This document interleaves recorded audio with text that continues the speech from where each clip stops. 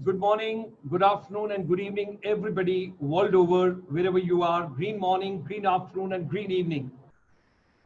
In different continents, in different time zones, world over, wherever you are, we pray to Almighty that your health and your wellness should be fine. You should be taking care of yourself, your family, your neighbors, your community, all people, those are directly or indirectly associated, and those are in contact with you. We pray to Almighty that you all are safe at this point of time. Ladies and gentlemen, let's share yet another very powerful evening when it is 2 minutes past 5 p.m. in India.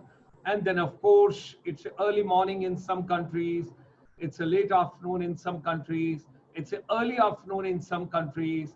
And when I talk about different time zones world over, some of the people have got up, they are going for morning walk, morning jog, morning cup of coffee, morning tea, right, moving from Canada to United States to Latin America and coming post lunch somewhere that is somewhere in different parts of Europe.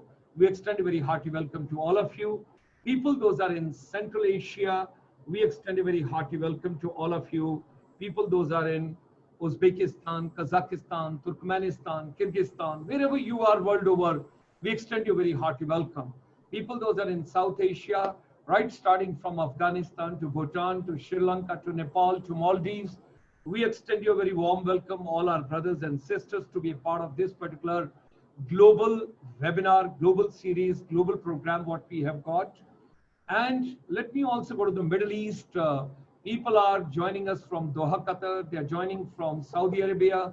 They're joining from Oman, Abu Dhabi, Sharjah, Dubai, Kuwait. So wherever you are, we extend you a very hearty welcome. And of course, this series is dedicated to India, ASEAN. So 650 million population plus, and wonderful people, dynamic people, vibrant people, creative people, innovative people, and lot of similarities in culture, cuisine, art, craft, handicraft. And that is between India and ASEAN. When I talk about right from Myanmar, Cambodia, Laos, Singapore, Malaysia, Thailand, Indonesia, Philippines, Brunei, Vietnam, all the countries, wherever you are, we extend you a very hearty welcome. It's a pleasure to have all of you. And then, of course, my brothers and sisters, सभी हमारे भाई बहन जो भारत में हैं, आज की शाम आप सबको हार्दिक अभिनंदन है। और जहां पर भी आप हैं, अपना ख्याल रखिए, अपने पड़ोसियों का ख्याल रखिए, अपने परिवार का ख्याल रखिए, अपनी कम्युनिटी का ख्याल रखिए। केसेस बढ़ रहे हैं और इस समय सबको लॉकडाउन में फिजिकल डिस्टेंसिंग का और खासकर जो प्रिकॉशंस कही गई हैं उनका ख्याल रखिए, क्योंकि यदि आप स्वस्थ हैं तभी आप भारत में हर प्राणी का साथ दे सकते हैं और हर एक का ख्याल रख सकते हैं।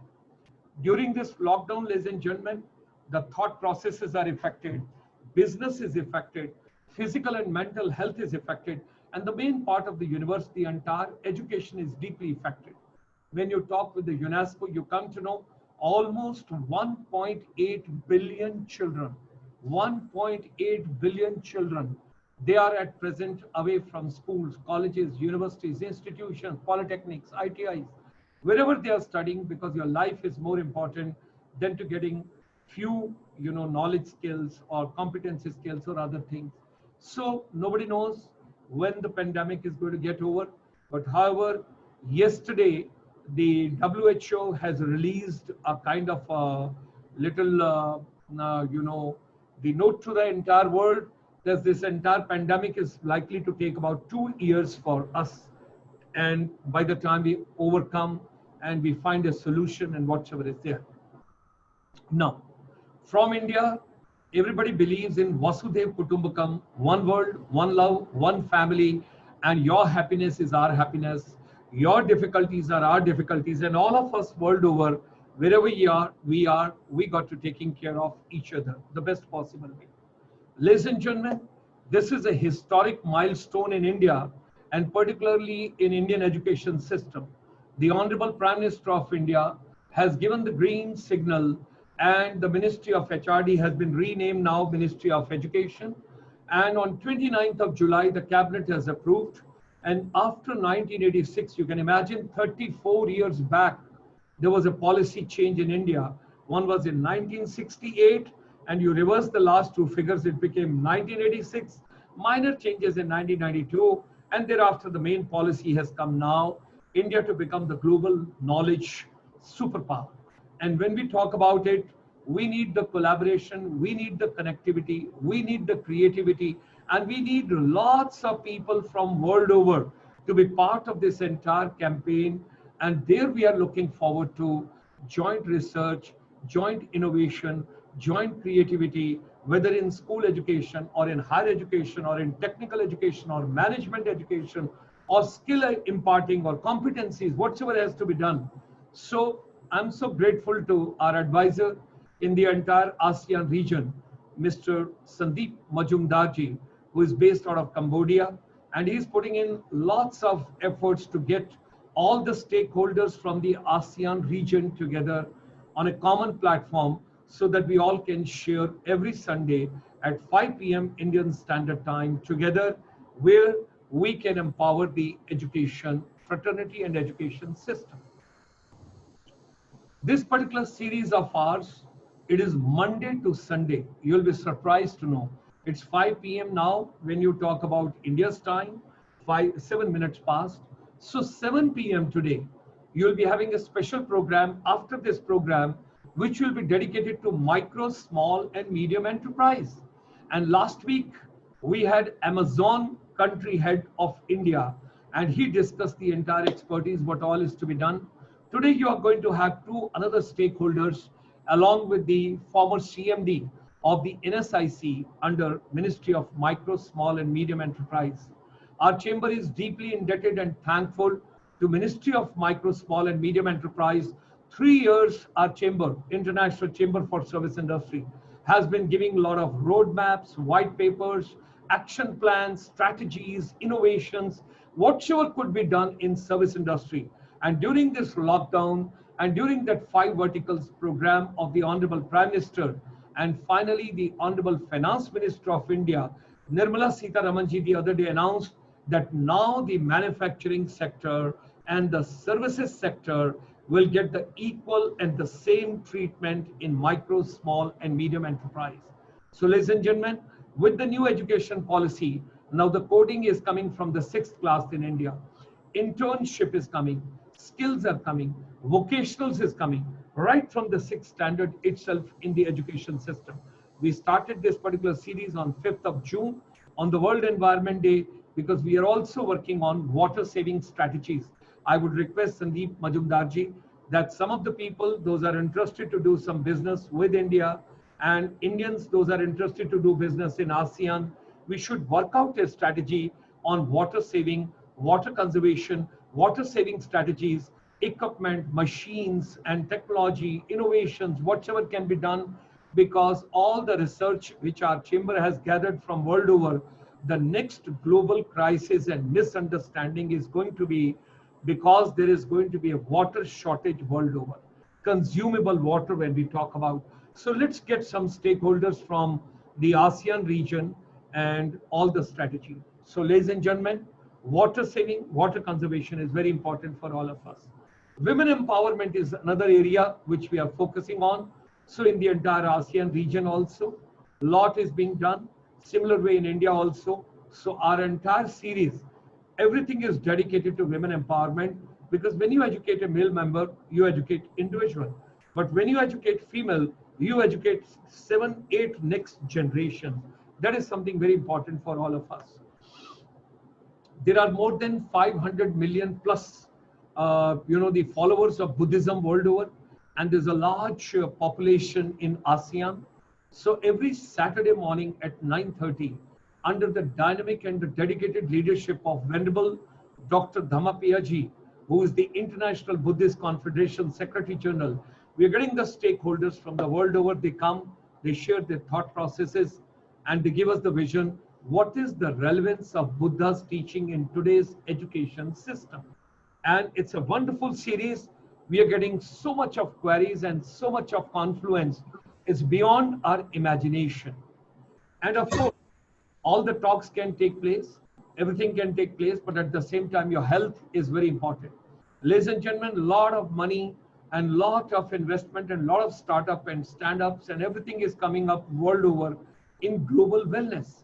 So every Saturday evening, 7 to 8 p.m., we bring to you the Ayurveda for the globalness, where we talk about yoga, meditation, naturopathy, nutrition, organic farming. I would also request Sandeep Majumdarji, because now the home farming, rooftop farming, nutrition, all that is another area which we should take care of, because wellness therapy is very important. When we talk about health sector, when we talk about pharma companies and everything, I would request you kindly get the stakeholder of the wellness industry also from the ASEAN on this platform, and all of us, we can take the vision ahead, because with education, you can make the world only peaceful if your health and wellness is being taken care of. So that's why it's very important. Every Sunday morning, we talk about all the Vedas of India, India's Upanishad, what all has been written and what all has come. And there is an integrated series, which we have got of Srimad Bhagavad Gita and 10 principal Upanishad, which I would be very keen about. And another idea which was coming this morning to our mind, and I discussed with my other colleagues also, that we have to request Sandeep Majumdarji. A couple of weeks back, you brought Swami Vivekananda's ashram and all that linkages from there in this particular program. Let's get this program closer to Swami Vivekananda ji, because we would be very keen about it. When we are talking about global wellness, over there, Adhyatm ki jab baatcheet kar rahe hain, Swami Vivekananda, because the Honorable Prime Minister of India on 12th of January, next to Kolkata, the place of Swami Vivekananda ji, Honorable Prime Minister of India was right over there. So we would like to have more programs, and rather, I personally feel, if you feel appropriate, because the Northeast India and ASEAN is very close to each other, and earlier Kolkata was considered as the base to take care of the entire northeast part of India, where from the business, collaborations, everything. So I personally feel we should get one stakeholder every week for 5 to 10 minutes to speak on Swami Vivekananda ji's also, because something related to his teachings, what can be brought, because Buddhism we are already covering. So if we take Swami Vivekananda ji's inputs also into this program, I think it will enhance the quality and the creativity, and at the same time the relevance of this program much deeper.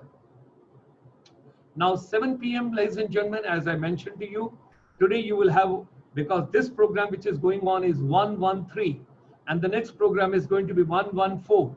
So 114 webinars during this lockdown the chamber has already conducted, and that is the way we are going to be. By the time we finish today, the evening by 9 o'clock, you will have all these webinar series coming together. Now our chamber, we start early in the morning at 9 o'clock. Now what we have got for the ASEAN, I would make a humble request over here.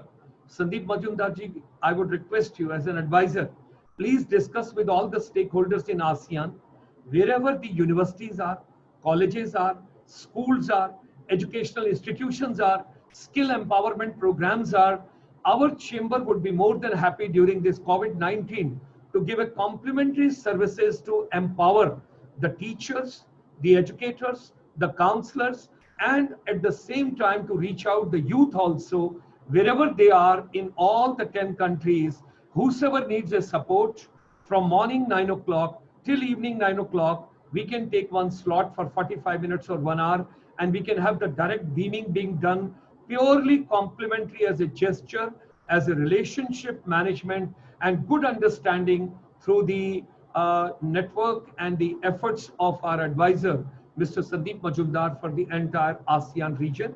Kindly discuss, kindly take up with all the 10 countries we can work out. We would be more than happy from our ICSI, and we can tailor make it accordingly to suit the convenience of every organization. Now, northeast part of India is very close to ASEAN. And when we talk about the entire 8 states of northeast, they have got such a close proximity, and there's so much similarities in culture, cuisine, art, craft, festival, everything.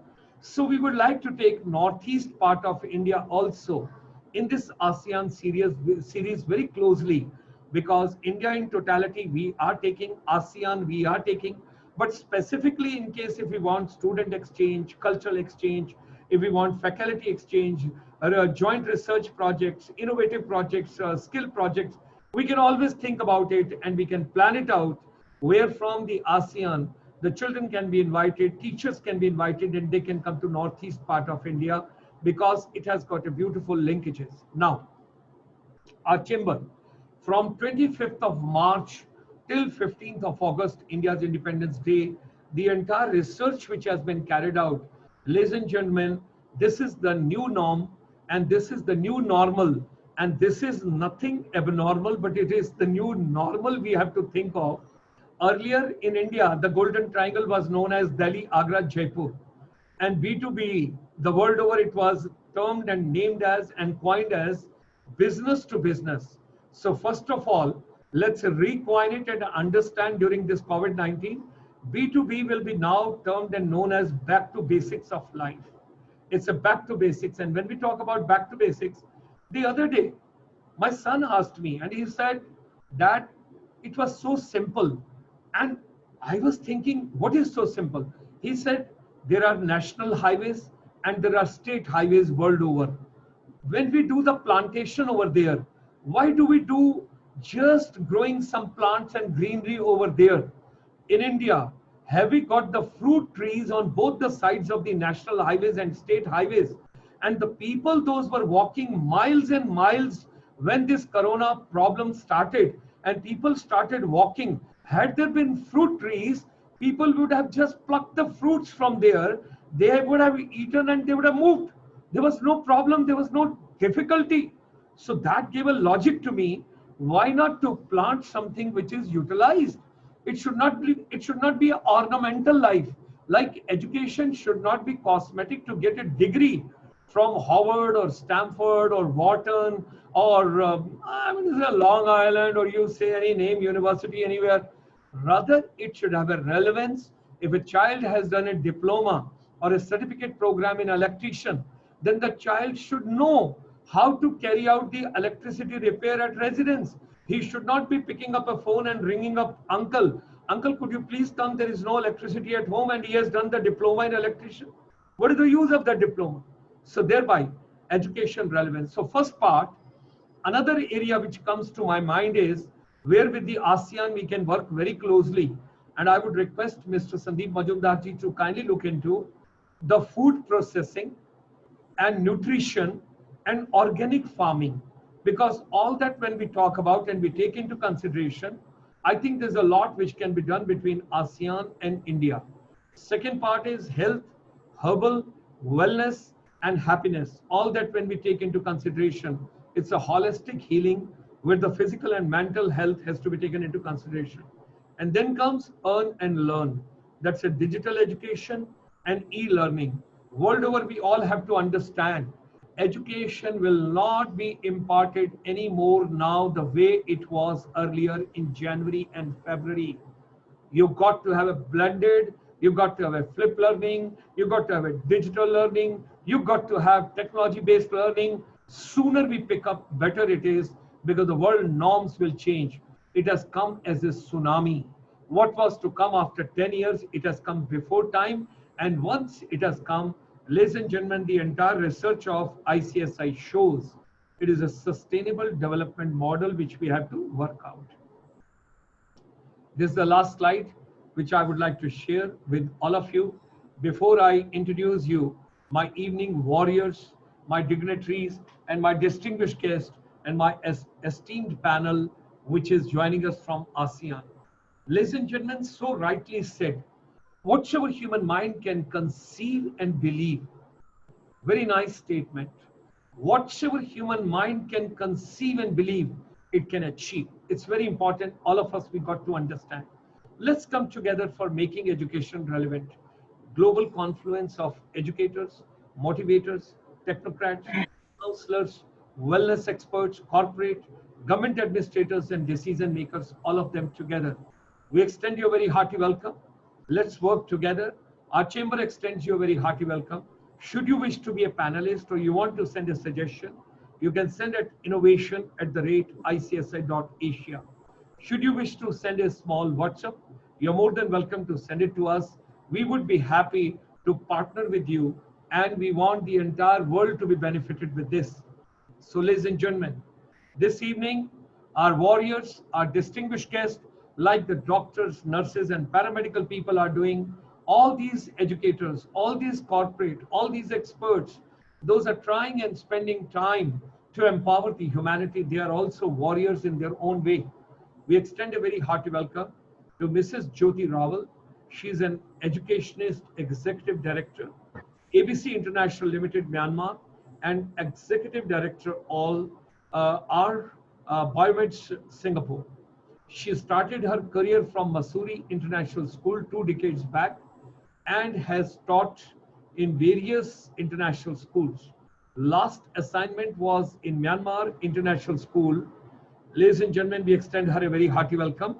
When I talk about Rawal, there is a very important celebrity in India, Paresh Rawal from the Bollywood, and he comes from Gujarat. And Madam Rawal, origin, when she talks to us, we would unwind and unlearn, and we would get to know a little more from. Here comes the smiling gentleman, Mr. Deepak Sengupta. He is the Associate Director, Goodhill Enterprises. He is a thoroughbred professional with more than 30 years experience in the fast-moving consumer goods sector. He worked with the NESTLE in multiple locations, including India, Vietnam, Bangladesh, Nepal, and Bhutan. Last was in NESTLE as a Vice President. Presently working in Cambodia as Associate Director in GHC. We have got another smiling face, Mr. Arup Sinha Roy, Chief Financial Officer, Coca-Cola Beverages Company. We extend him a very hearty welcome. Mr. Arup has moved to Cambodia in March 2019, and before that he was in India and was working with Hindustan Coca-Cola Beverages Private Limited. Arup ji, he has been associated with multinational company Coca-Cola for over 16 years, and he has a total experience of 22 years in various corporate world. In his 22 years of experience, he has handled all areas of finance, accounting, and all other functions of business of company. So very, very warm welcome. We extend a very hearty welcome. Ladies and gentlemen, here is Mr. Sandeep Majumdar ji. He is the president of Indian Chamber of Commerce and the association between India and the Cambodia and the ASEAN, because he's also advisor with us. He's a chairman and managing director of Curewell International Company Limited. He's a polite and sophisticated. Mr. Sandeep Majumdar has an unmatched business sense with strong conviction in ethics and relationships.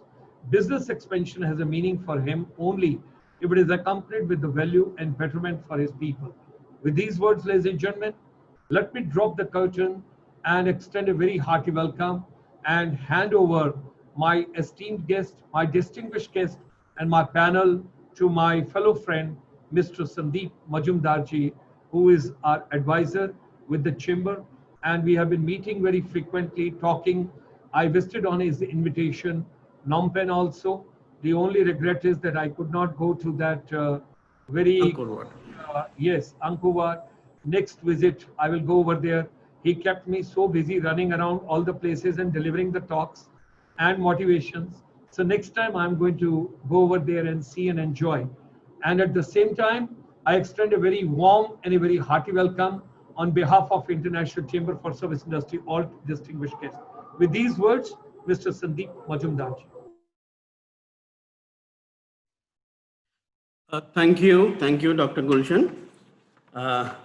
As usual, I would start by, it is not an appreciation which I am just saying because I have to say, but the way ICSI is conducting the events in this period of lockdown, 113 episodes in just 2 months is quite a commendable job. So I thank Dr. Gulshan, entire ICSI team, their president, Professor Narula, and the entire other ICI members world over. I had just last week when we were preparing for this Sunday event, I was speaking to Dr. Gulshan that this whole purpose of this event is to bring in corporates from different parts of the world, different industries. Although this is a ASEAN summit, ASEAN India evenings that we talk about, but although education is an umbrella subject that we are discussing. Now, if you see in this last 5-6 events, the episodes that we have conducted in India ASEAN, we have brought in people from different sectors of industry: pharmaceuticals, artificial intelligence, education, people from monetary, because IMF, we have brought in chamber heads from different countries who are heading the Indian chamber. We have got NGOs and trusts who are working in the same direction of education. We have got the government ministry people as our speakers. We have corporate heads and CEOs. We have entrepreneurs and so on. So today, my effort, and I'm thankful to all my speakers today, Mrs. Jyoti Rawal, Mr. Deepak Sengupta, and Mr. Arup, who are all three of them are representing a very unique and influential sectors of business.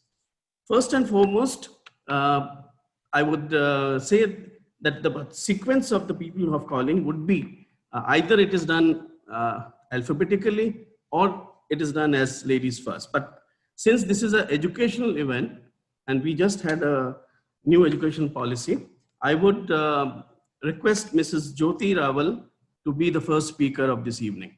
Over to you, Mrs. Rawal. Thank you, Mr. Sandeep and Dr. Gulshan ji, for inviting me to today's webinar. So let me brief you all about myself. I've been an educationist for almost 3 decades and have worked for various educational institutes till now. And I started my career with from India with Mussorie International School, and I have worked for numerous international schools currently present in Myanmar. I would also love to share my thoughts on the progressive education system in Myanmar and also the opportunities of FDI in this very sector. Now, I personally feel that education is a child's right and a key to the national growth and prosperity. Myanmar has made strong progress in increasing the children's access to education and improving the quality of education, yet many children remain out of school and the schools struggle to give the young people the strongest start in the life, which is quite sad.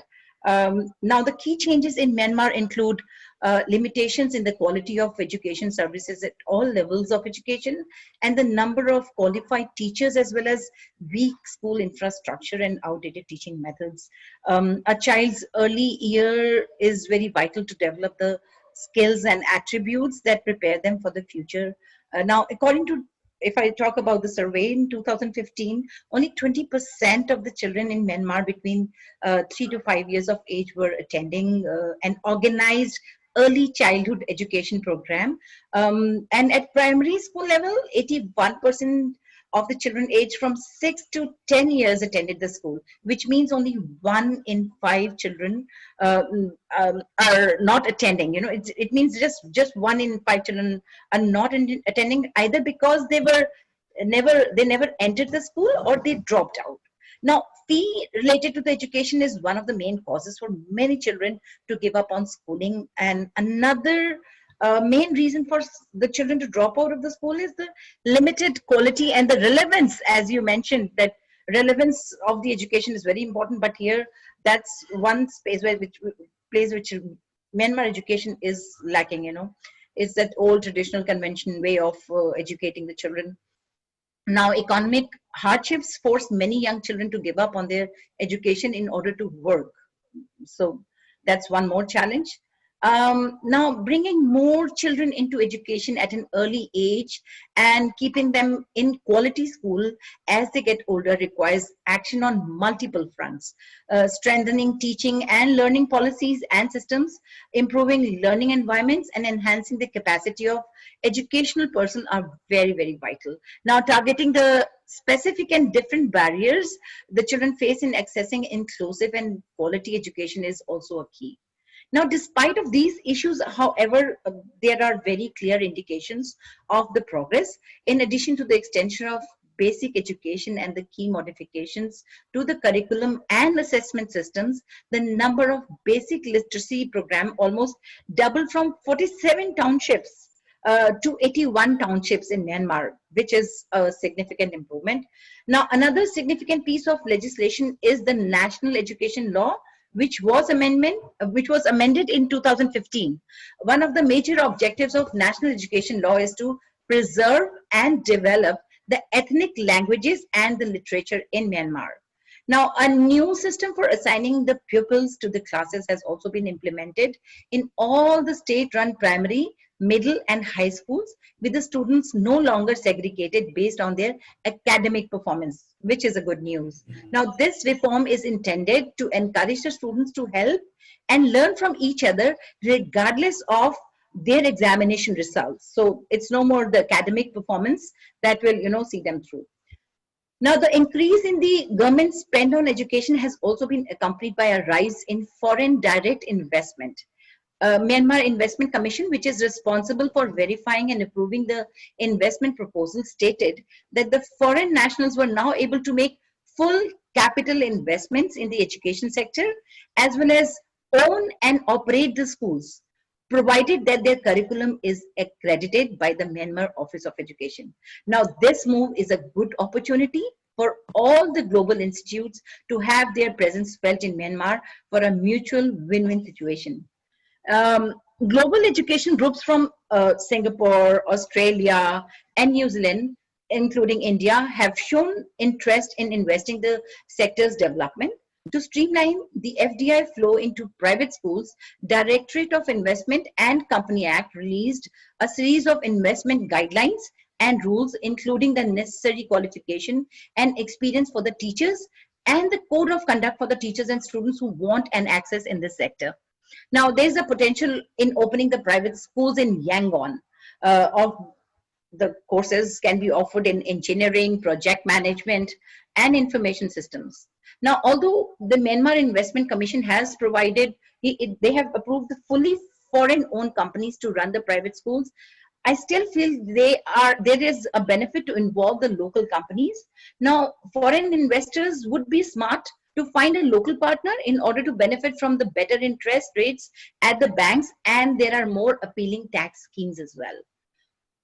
Now, since the government allowed private institutions to reopen in 2012, the number of private and international schools has risen considerably, with a former appealing to the country's growing middle class. Now, this is one interesting point. Myanmar had no middle class till a certain time. Now we see middle class arising and upcoming now. And the latter is the high income earners and foreigners coming in. The Myanmar Office of Education reports the number of private institute increased from 50 to 585 in the span of just 5 years. Now, while the number of international schools doubled from 25 to 50 in again span of 5 years. Now, although they were once concentrated only in Yangon and Mandalay, now the private and international schools have expanded to other cities as well, including Naypyidaw, Tonji, Molamia, and Paten. Now, the education system continues to liberalize and the demand for internationally accredited courses increases. Enrollment in the international school is expected to rise up. Now, the private and international schools currently operate without any legal framework. International education providers and the foreign universities are investing in Myanmar education sector as the market for international schools and private education sector starts to take off. There's a big market in Myanmar as Myanmar parents are eager to invest in their children's education to get the quality education while staying at their own home country. Now, I can personally vouch for it, as I had to send both my children off to other countries due to the lack of good universities in the country itself. Now, the government has changed its educational policies to promote the education sector, both in basic and the higher education. Private schools are not allowed to, they are now allowed to operate with limited supervision from the government, which was not the case earlier. Now, in Yangon, there are increasing number of international schools, educational agencies, and institutions that collaborate with the foreign universities. Because of these changes in the education sector, now the Myanmar citizens enjoy more choices in education, and this may also help improve the socio-culture sector, of course. Now, for strengthening of the education system, the country is also seeking to cooperate with the international distance education providers. The government is collaborating with the international organizations in order to promote their higher education sector for Myanmar and improve the quality of education services. Currently, India, UK, USA, Australia, Singapore are the most popular among the international education destinations for Myanmar students. UK seems to be playing an important role in the development of the higher education sector, as UK education agencies and institutions are engaging directly with senior Myanmar stakeholders, and they are forming new partnerships that will help develop higher education in Myanmar. Education seminars given by universities from different countries offering scholarships are becoming a common thing in Yangon. While attracting students from Myanmar, foreign universities are also exploring new partnerships to invest in Myanmar education sector. Now, private companies are investing into the primary and secondary school segments, which will satisfy the local demands for such services. Now, it is seen as the right time for educators and businesses to take advantages of the shift in Myanmar's increasingly competitive education sector. The market is expanding for both educational services that provide linkages for foreign study and international institutes that offer basic and higher education. But the market is only significant in the larger cities such as Yangon and Mandalay. The population of Myanmar who can afford private education is estimated to be small at present, so the market is expected to become more competitive in the near future. It is very promising though. Demand for the e-learning has also encouraged a number of educational institutes to digitalize their courses and provide students with the online applications.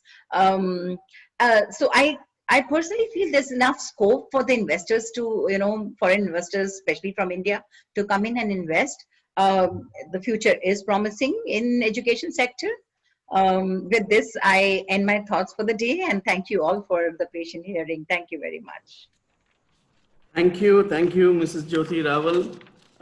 I don't know how much help you have been to our audience who have been watching all over the globe, particularly who are from the education sectors. Whenever anybody wants to probably invest or do a search on a new investment, or either on education, institute, or any other business, he or she will have to travel to that country several times to get these informations which you have narrated in less than 15 minutes. I'm sure the people who are watching this and they have any interest in coming to Myanmar would have got a guideline from you on how to go about investing in Myanmar in the education sector. Thank you once again for your kind words and thoughts. Ever since I joined, I started my career way back in '86, we have been seeing that industries like FMCG is a sizable industry in the entire globe. My next speaker would be a person who has been associated with a multinational company, which is, if I tell the name, of course, he's from NESTLE. He has worked over 2.5 decades with NESTLE. He has headed NESTLE in Vietnam. And I'm privileged to have him here tonight, today evening in the show. I was just speaking to a few of the ASEAN ambassadors who are my friends and based in India. And I will not name, but one of them asked me, Sandeep, this is excellent events that you and ICSI are doing, in Chairman ICSI is doing, but why don't you do these events on weekdays? So my simple answer to him was, Excellency, it is too difficult to get these corporate CEOs to come on a line on a show in the working days. They may reach back home at 9. So that's the reason we have to see their timings. We are all free on Sundays, and that's the only day we get the corporate world CEOs to come and join our shows. My next guest speaker is Mr. Deepak Sengupta. Over to you, Mr. Deepak. Good evening. Thank you for the introduction. I hope I'm audible. Yes, sir. Yes, sir. Okay. Susdai from Cambodia, Sinha from Vietnam, Menglama from Myanmar. A good day to all of you. It's indeed exciting to be able to speak to all of the viewers. Without much ado, I will start off, as we all have limited time slots. So as you've been told, my background is primarily FMCG.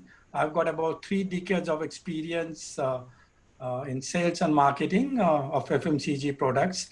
My anchor company was NESTLE.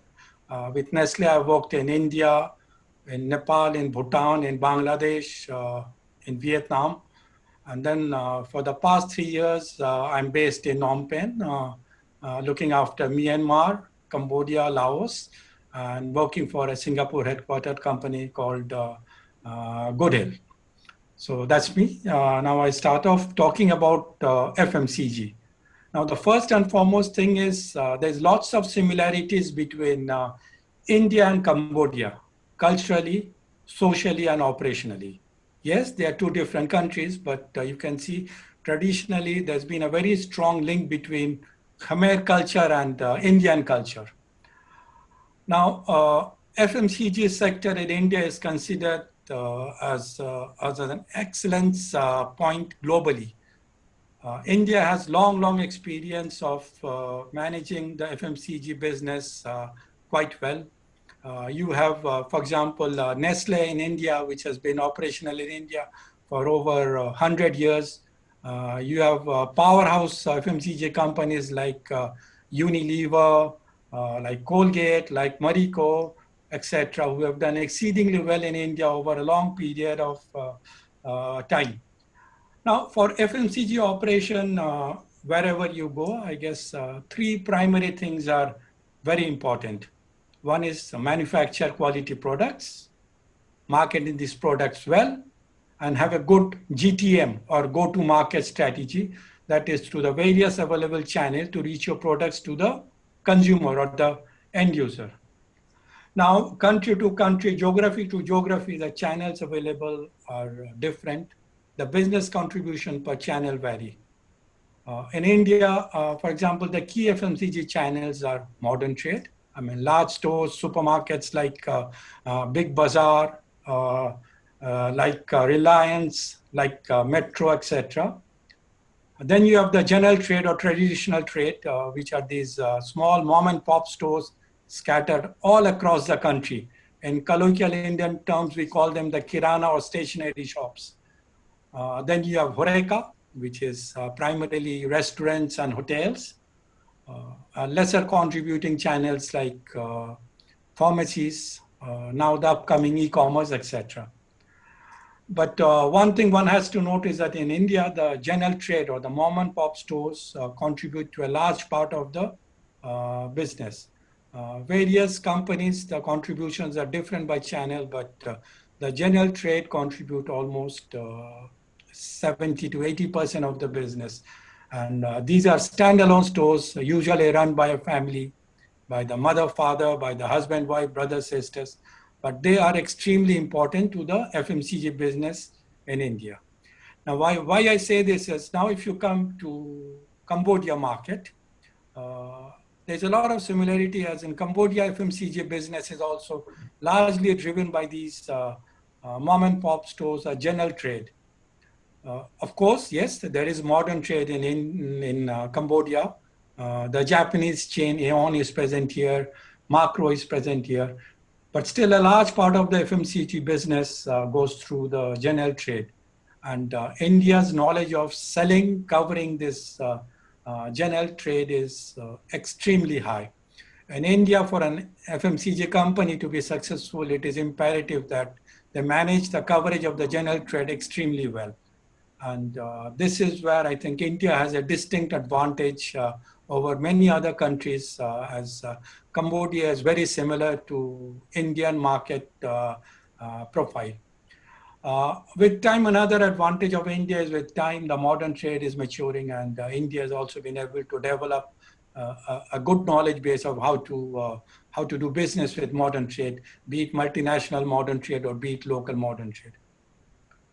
Now, India traditionally is more matured and developed as a country and has developed this very strong pool of managers, supervisors, or business people who can offer their expertise in developing markets like Cambodia, or better still, start up an operation here.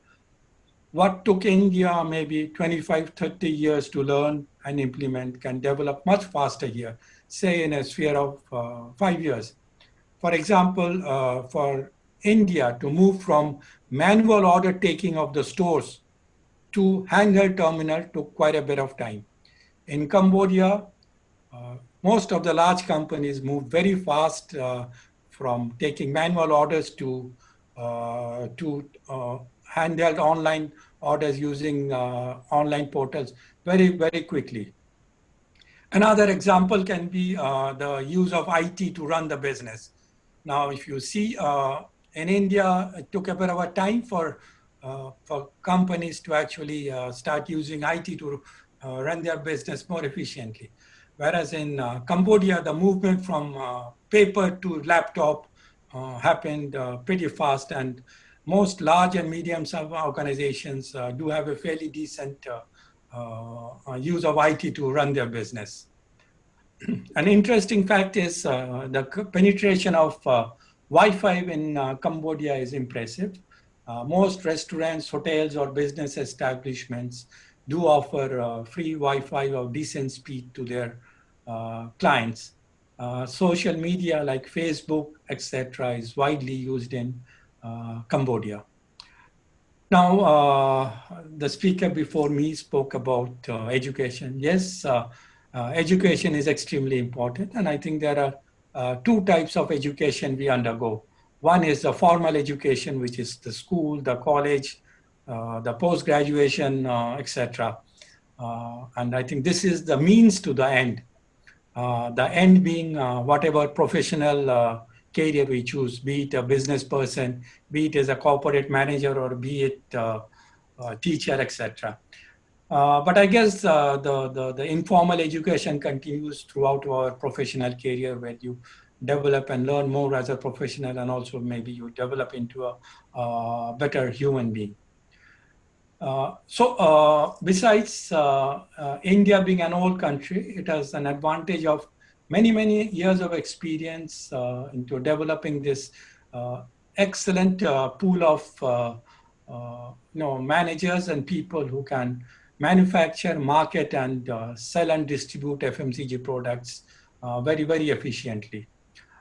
India is a very good knowledge base and can share this expertise with Cambodia, and in fact, for that matter, with all the other ASEAN countries like Myanmar, like Vietnam.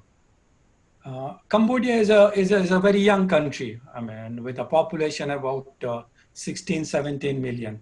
The youth here is eager to absorb knowledge, hungry to learn, and has good risk-taking abilities. They are open, willing to go ahead, walk that extra mile.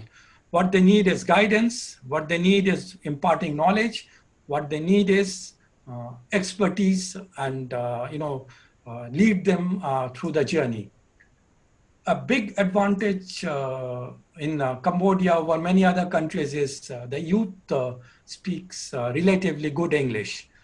Communication is not a huge problem with the young people here. Cambodia was growing very well, and back-to-back growth of 7% plus as a country pre-COVID days. In fact, I must say that Cambodia is one country which handled the COVID-19 pretty well, and right now is on a strong recovery path. Now in future, whether we go back to the old normal or we continue with the new normal only, time will tell. But for the FMCG sector, I think Cambodia is an interesting and exciting place to be. Because India is very similar to Cambodia in FMCG operation, India has a distinct advantage over many other countries to come in, set up, to come in and teach, or to come in and impart knowledge, either from India or actually set up operations here. Yes, I mean, these are, I think, exciting times in Cambodia and can be a very good potential market to explore and operate. Another good thing about Cambodia is neighboring two exceedingly interesting markets, namely Vietnam and Myanmar, which are very large and also doing very well with very good opportunities. Now, as said, I mean, InCham is there for further information or guidance as deemed necessary by the audience. But I think whether you are in India or whether you are of Indian origin, Cambodia, Vietnam, Myanmar, ASEAN, I mean, these countries are good places to be right now. These countries are on a growing mode. These countries are eager to move forward, and these countries are slowly becoming rich, well off. There's going to be a good disposable income. The middle class is going to grow. More and more people are going to climb out of the lower middle class or poor class into much more better class, and the eagerness and the intensity to lead a better life is definitely there. I mean, things like say yoga, things like meditation is slowly growing very popular here, and India is considered as a very friendly, a very old, very knowledgeable country, and the people of India are considered good to be with, good to absorb information and knowledge from. So in conclusion, I can say that Cambodia is young, exciting, and dynamic. Before the COVID-19 situation happened, most of the leading companies were growing very healthily, double-digit figures. The return on investment, the EBIT were very, very healthy, and most of the companies were on a very strong expansion mode.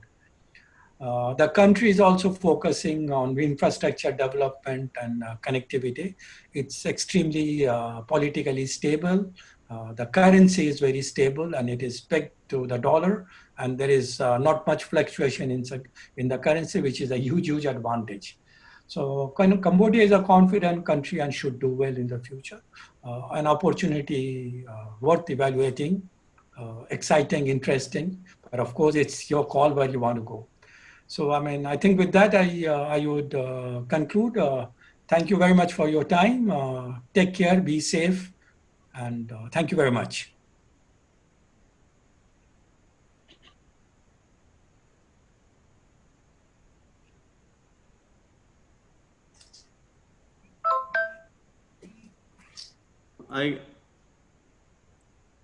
Okay. Thank you. Thank you, Mr. Deepak. I think you very nicely touched on most of the points that I was about to talk. So you have made my job easier, I would say. With your huge 3 decades experience in FMCG, I, as in CHAM, would like to definitely take help, guidance from you on how to bring in people, investors from FMCG sector in India, where you have a huge experience back home with your Nestle days. So we will see how to bring in these people from India and elsewhere, people who are watching from different parts of the globe. And this is one exercise which probably I will consult you. Now, to the audience who are watching, that definitely I understand there would be few questions would be in your mind. You can give it to, place it to Dr. Gulshan, and we will ask the speakers to take those questions once we are through with the. Now, I remember in our younger days, school days, I think it has happened with all of you. We used to get a quiz that tell what is half circle, full circle, half circle A, half circle, full circle, right angle A. Now, all these, it took us a lot of time to understand what it is when we were young. Now, today, the person whom I'm calling next is actually representing that half circle, half circle A, half circle, full circle, right angle A is Coca-Cola. So we invite Mr. Arup Sinha Roy from as CFO, second in command in this country in Coca-Cola. We are fortunate to have him here. As I said before, these executives, it looks very nice when you say that, oh, this gentleman is in multinationals, but we don't know what all they have to go through. The time that they have to spend and the workload that they have to go through gives them little time for either socializing or coming into these kind of shows. With my special request, I'm thankful to Mr. Arup who has consented. Over to you, Mr. Arup, as the next speaker. Thank you, Sandeep. Thank you for introduction. And yeah, good evening, ladies and gentlemen. I hope I am audible. And yeah, I hope I am audible, right? 200%. 200%. Okay, thank you so much. And being a last speaker on the same topic on making education relevant is a little bit tough, but just thanks to Jyoti and Dipak, they both covered nicely, and Jyoti covered full of education. There's a very nicely covered of education. That background is not there with me or Deepak. And Deepak covered very nicely how is the business is going in the Cambodia and what all opportunity areas are there. And I also want to touch few things. To me, I am CFO of Coca-Cola, and my career majorly I spent in India. 20 years I was in India. I am qualified accountant there. And coming to in Cambodia, it's a nice experience in 1.5 years time. But what I want to talk about, that is what is my experience on Cambodia talent.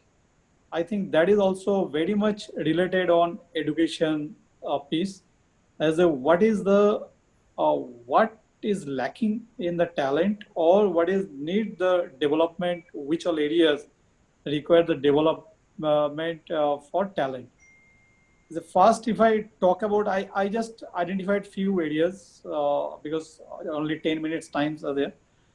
Anyway, first one areas is there is an analytical skill. I still feel that analytical skill, I know now is a artificial intelligence and all those things are there, but I am talking about the basic analytic skill. It's not talking about the artificial intelligence which we can build up in the system, and system will throw the reports. But is a how to read the numbers, that also is a missing. Suppose one person, you will see this number is relevant number or not. There's a how to develop the skill of basic mathematical skill. That I think it's one area where if the Indian educational hub, if they can work with the Cambodia team, I think it will be good for them to develop the talent. And secondly, Deepak also touched upon, it might be a little bit a repeat, that is IT sector. IT is I want to talk about the IT tools of trade. Everybody is doing business, and now business is majority of business driven by the IT. And still IT, if I talk about in Cambodia, IT talents is very much missing. Is an IT talent, IT software engineer, IT developer, they will prepare the tools of trade, IT tools of trade, where customer, which things customer should use, what result we can get it, and it is a visibility. Where is there somebody is going to the market, they can visible everything, which outlets are there, what is the volume, everything. So those type of IT is required, IT development is required. That is a very much missing here. Yeah, definitely it's there, but it's developed by some other country. It might be few Indian developer also there. They are also working. That's why my recommendation is whoever is watching this session, they can look into the how to develop this market on the IT, how to build up the IT software engineer here, or some developer they can develop locally here. Then it will be easy for the company, all multinational company or any other company or local company, they can take it with the lower cost. It's a sitting in other country, it might be cost will be more. Sitting in here, it will be easy. That part I think they should look into. And again, Deepak told that government is very easy. Sandeep also can talk about much on this. Is a easy to start the business, easy to come here in Cambodia. Those parts are there, and very easy tax structure. Because of I have seen the Indian tax structure also. I'm seeing here closely because I am CFO. I have to look into that. The tax structure is very, very simple tax structure. That also is a benefit there. Anybody can come here and start up the business there. And third point is again on engineering perspective. Mainly again one more talent is engineering background who will work the supply chain. That is again missing there. That talents are not there. Because of that, here small scale industry also is a very less small scale. For like this country is dependent on import, mainly from neighboring country or from China and all those countries. They import. These things only can possible when we build up the good engineer here in this country and build some small factory here. Then it will be possible to get everything in this country. And one area is again only one area is expensive here compared to other country, that is electricity. And that also government is working a lot to reduce. Even this year also government reduced some electricity also. But that will be benefit for the companies. They can think about, they can come here to build up small engineering company here. And fourth things, again, it's a what's opportunity is there on accounting field. People can come here. These people, they are very disciplined. What Deepak also said, they are very disciplined. If you tell them to go straight, they will go straight. They will not look into left and right normally. And these people will be very much success in the shared service organization. If some company, they want to come here and build up their some IT shared service or accounting shared service here, and those can support to the Indo-China. Because these three countries, very much similarities, countries, timings, time zones, everything is very similar.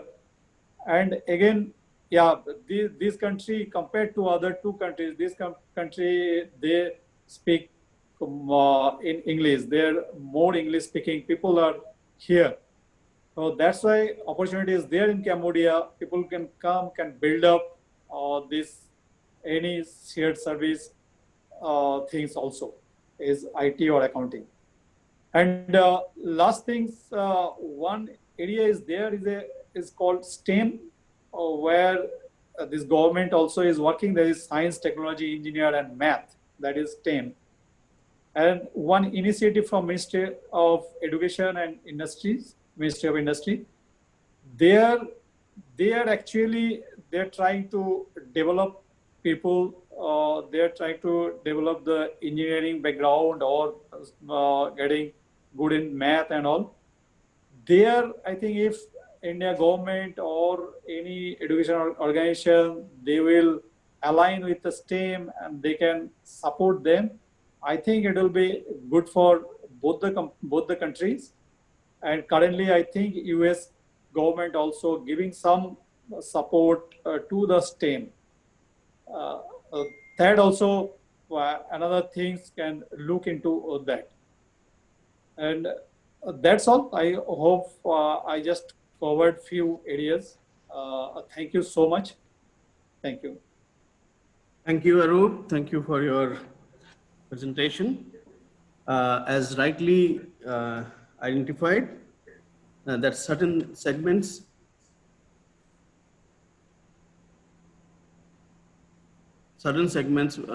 sorry, I got off. You can hear me? You're there. Oh, okay.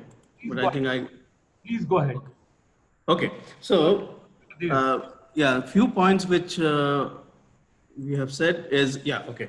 So, yes, as rightly pointed out, Cambodia has a lot of pluses for any investors in these kind of sectors, any kind of sector for that matter. First is, I repeat, that first is 100%. This is the only country which allows 100% foreign-owned companies to be opened. You don't need any local partners, which is a big plus for any investors.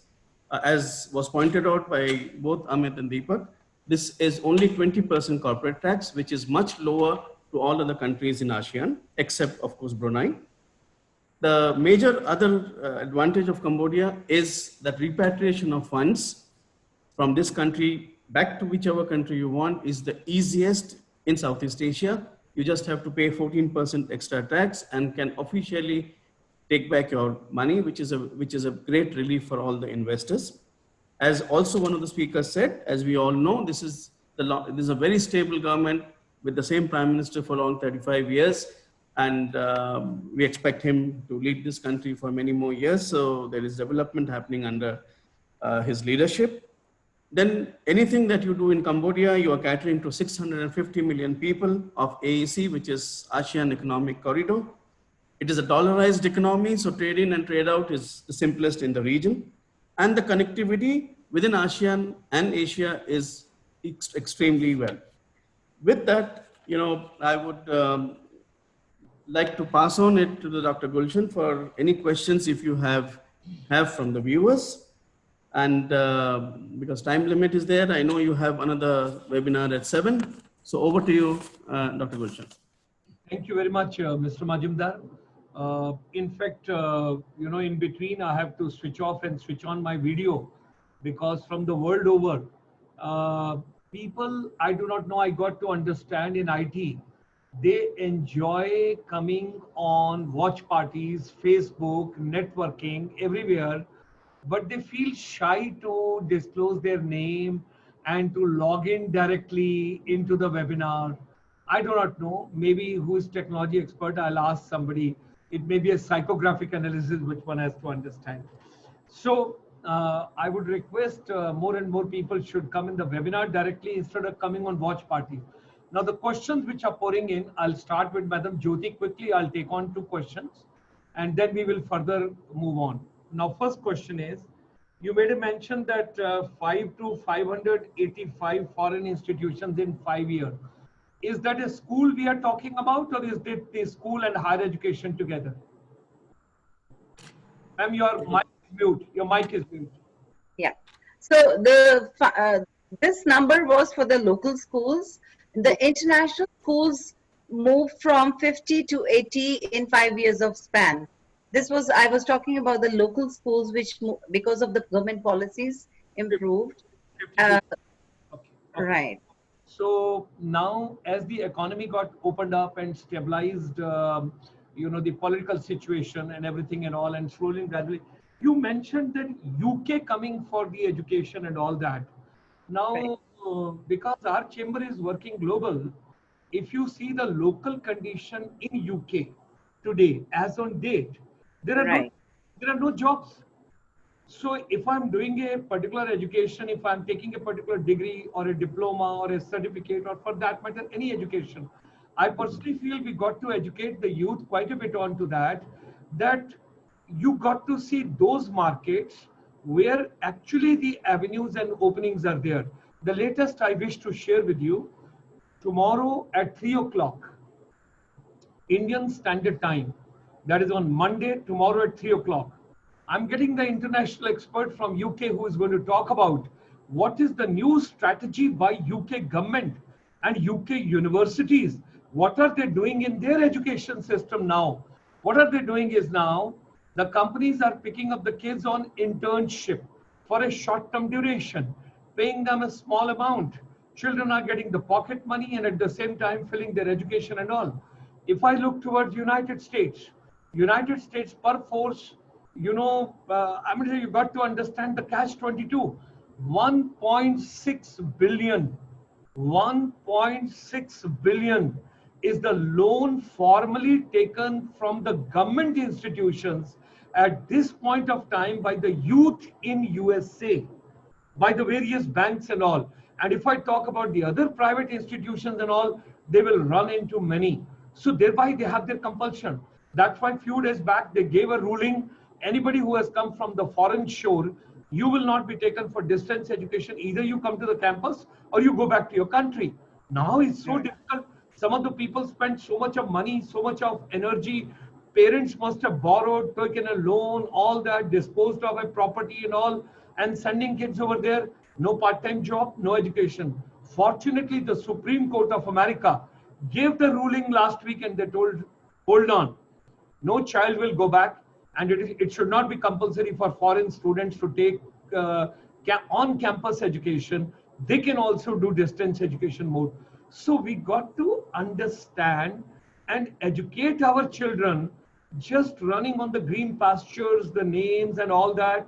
And I wish to share with you, if you understand in the bottom line of the education, the entire new education policy of India is shifting from the British and the European colonialism to the American system. So thereby, we got to understand what exactly is the future. And final question. Yes. Sorry, can I say something here? Sure. So I agree 100% with you. Now, I have a personal experience. My son, who was studying in Canada, he was planning to move to Australia, which has a campus in Vietnam as well, and he opted to take the Vietnam campus as he wanted to have an experience of Asian university as well, because he wants to work in Asia later on. So of course, I mean, he had the choice of both Australian campus and Vietnam, but I personally feel it was a very wise decision of his of taking up Vietnam as a campus.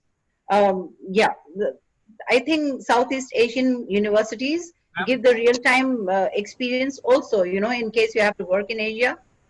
There are rather than, two very important takeaways, because our chamber is focusing world over now in 149 countries verticals with the complete, the research teams and collection of data and all and everything. The situation is not that bright. And particularly, a lot of kids have paid the money and they have not been able to go to the foreign shore, and the money is also not being returned to them. Then the third question which comes over here. Now, this particular pandemic and this coronavirus has removed all the geographical barriers and it has removed all the inhibitions. Now the industry that I'm talking about, education as a business, as an industry, is exposed. Now, when I'm talking to vice chancellors and principals, they are laughing. They say, we are not vice chancellor, we are not principal. I said, then who is the principal? They say, parents are the principal. I said, how? They say, what our teachers are teaching is being observed and seen in totality by the parents now. So now, today, during this particular lockdown and this COVID and this pandemic, let's see, it's a blessing in disguise together. The education you can take anywhere, you can learn anything, you can pick up anything if your product and services will be saleable, acceptable. And there's one more nightmare is coming, which our chamber got last week. When I share with that, it will shake up and give the nightmare to all the universities and colleges. There's a very important input. Google, IBM, Microsoft, Bank of America, Netflix, Amazon, all these, they are planning to set up their own universities. They say, why do we send children to universities and colleges? They can't change their syllabi. They are teaching obsolete. They're teaching redundant. They're teaching which is not required by the corporate. If Deepak ji wants a particular person, if Arup ji wants a particular person joining their companies, they want, and always there is a problem. Children, those are coming, they say there's a skills gap. Children, those are coming from the institutions, they say they know theory, but they do not know practical. So why not the corporate sector? They have realized, hey, are they doing piggyback on us, or we are doing a piggyback on them? So thereby, why not to set up McDonald's, life example. And you know who are the teachers over there? Those are manufacturing burgers. Those are packing burgers. They are the teachers, because ultimately you got to look after your client. You got to look after your child and the people, those are coming as the customers over there. So ma'am, the entire education pedagogy and the andragogy, all is going to have the tremendous change in the coming times. Thereby, I personally feel, let us work out a strategy from our chamber. You select 2 or 3 institutions in Myanmar. We should do live beaming from India, complimentary, free of cost. Let's understand what exactly is in the market. Instead of children getting misguided, let's guide them properly what is. And if they go to Singapore, if they go to some other country in ASEAN itself, or if they come in Asian region anywhere else, I think it is much better, because you will have the economic multiplier in the continent instead of having a revenue leakage. And who knows what quality is being imparted, because there are private universities running in 4 rooms also offshore at this point of time. So there are a couple of takeaways from there which we have to take care of. Okay, thank you, ma'am. Thank you. Deepak ji, you mentioned about 2 areas. You mentioned there are 2 kind of education. One is the formal education.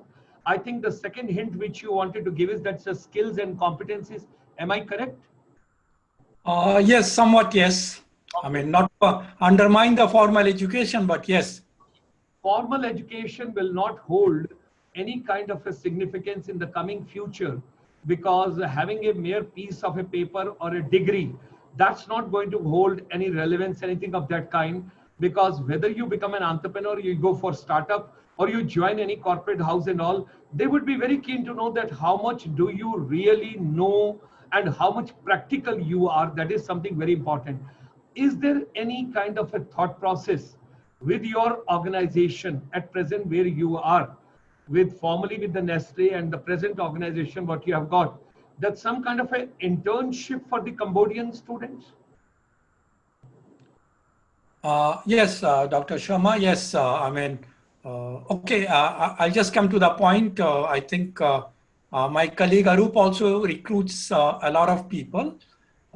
We recruit in 3 stages. One is the startup stage, one would be middle management, and one would be senior management. Now, one avenue of the people at the startup stage is, like you very rightly say, give them an internship stint. Yes.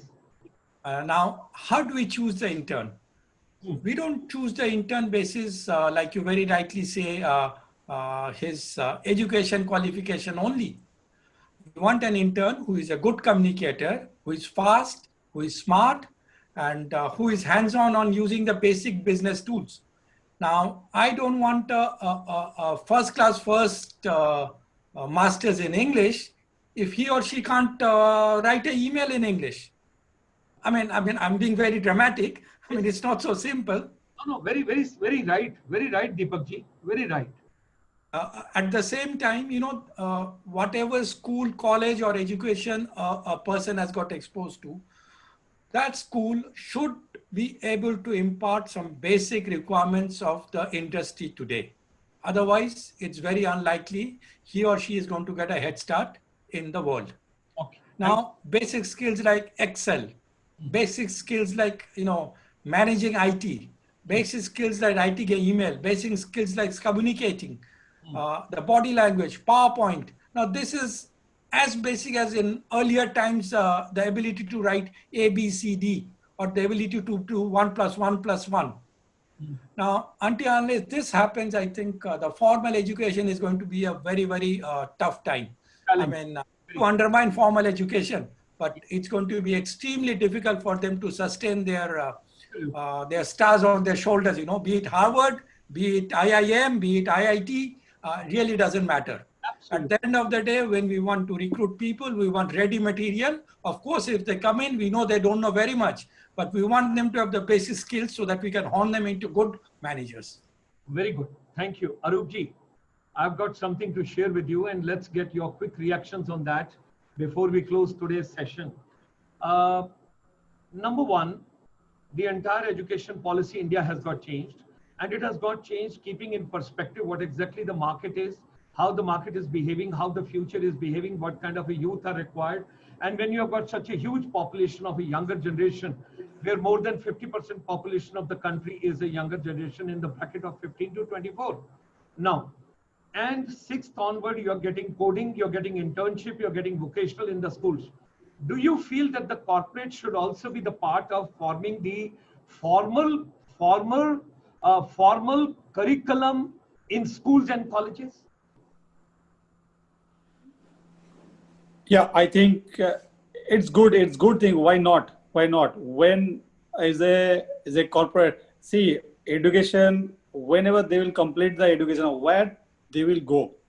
They will go to the this company. They will work there, and when they will come, suppose I just want to tell you is if whatever we did in the whatever I studied in history or geography or so many papers we studied, but we forgot also. But we are doing something else. We are doing some. That's why.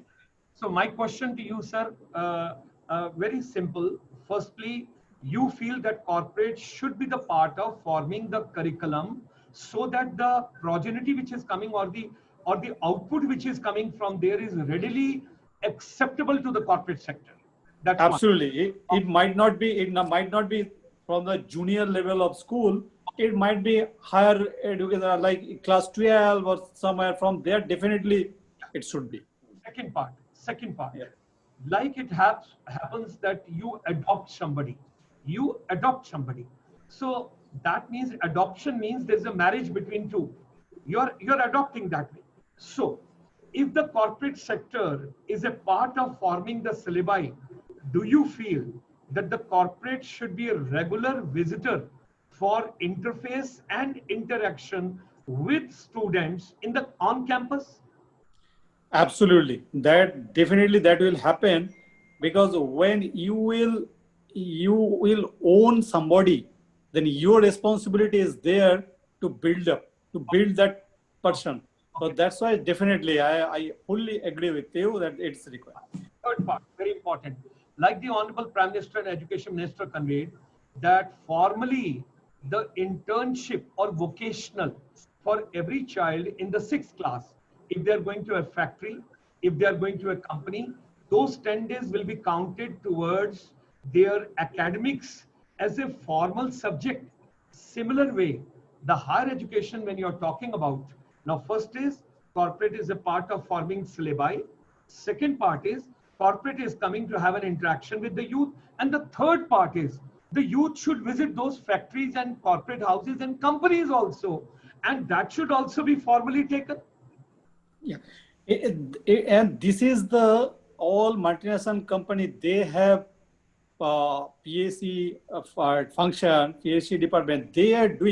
They are just going to the school and they're talking to the principal and all. They're taking the children on class 5th, 6th, 7th, and they're visiting the factory. They want to see how, if I talk about the Coca-Cola, how Coca-Cola producing there, and they can look into that. They can look into how they're maintaining the quality, everything. then might be many things stuck up in the children's mind that this is not good, this is bad. Then when they will visit, then they can understand, they can relate, these things that is very much required. Thank you, sir. Yep. Thank you very much. So with these words, ladies and gentlemen, we come to the closing of today's session. My deep gratitudes and thanks to Mr. Sandeep Majumdarji. He's a wonderful person. He's packaging the entire thing so well. And my deep regards to the lady and to both the gentlemen, along with Sandeep Majumdarji, for having come for this particular program. And I got to educate myself. I do not know, I got to learn. If you see it over here, people want to come from world over on the Facebook. They want to come in the watch parties. They want to come right over here. So I would request all of you with the folding hands, please come directly in the webinar also, because that gives encouragement to my speakers. They sometimes get a feeling that there is no audience. Whom are we talking to? Is it only Mr. Majumdar and Dr. Gulshan Sharma? So ladies and gentlemen, I request each one of you, instead of only Facebook and watch party, okay, fine. You want to watch on Facebook, go on the Facebook. But at least log in and be a part of our webinar this side also. So at the age of 70, while feeling as a young 20-year-old boy from India, the soil of India, we send our warm greetings, best wishes to everybody in ASEAN. And always Mr. Majumdar tells me that the COVID has been handled by Cambodia very well and other countries as well. So our best wishes, everybody should be fine, everybody should be good. Final word from Mr. Majumdar and thereafter I sign it off. Yes, please. Unmute your mic. You are, okay. Yes. Am I, okay, now it's okay. You're Okay, so. You're audible, both. Audible? Okay. So, Dr. Gulshan, you had put some points during your start of your event. I would say some homework you have given me. So, I will work upon that. They are very live projects which will see the daylight immediately. Absolutely. So I will talk to you separately as we normally talk most of the time about organic farming. You said I have some certain things in mind which I probably work out with you. You talked about Swami Vivekananda's things which you wanted, but that I may have people from India, not necessarily here. It is India ASEAN program. One person we can have from India also. Yes, yes. Then it is because I need to bring person who is a master in that subject. So that is okay. I can always do that. Not an issue at all. And other than that, you also told me to coordinate on the Education Institute side for ICSI giving some free space that I will talk to the universities. If you ask my heart, I would like that ASEAN people, if they want to go for education anywhere from their country to some other country, go to Singapore. No worries, no problems. Spend the economy or spend the economic multiplier within your region. We have got Arupji from the financial background. He'll agree with me. If the country is, if the money is respent and redistributed within the economies of the ASEAN region, I think the still region will grow. Arupji, what do you feel about it? No, absolutely, you are correct. You are correct. Because instead of going offshore, we are just having the green pastures and we are feeling that something, our own people, Asian people, and the lady gave an example that her son chose to study in Vietnam. What a wonderful example, live example she gave it to us. Yes. Right, Majumdarji, final word. Yes, absolutely. So once again, thanks to all the speakers who have, including of course our mentor and our coordinator and our Dr. Gulshan as usual.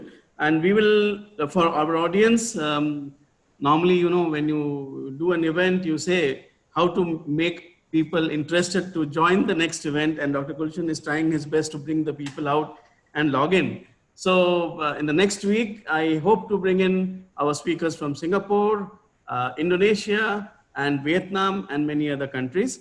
And I'll try my best to bring as many speakers from these countries in coming weeks. We are proud of you. We are proud of Cambodia. All of you have a safe stay. Have a safe, wonderful time. God bless. You too. You too. Thank you. Thank you so much. Thank you. Thank you. Sir, thank you.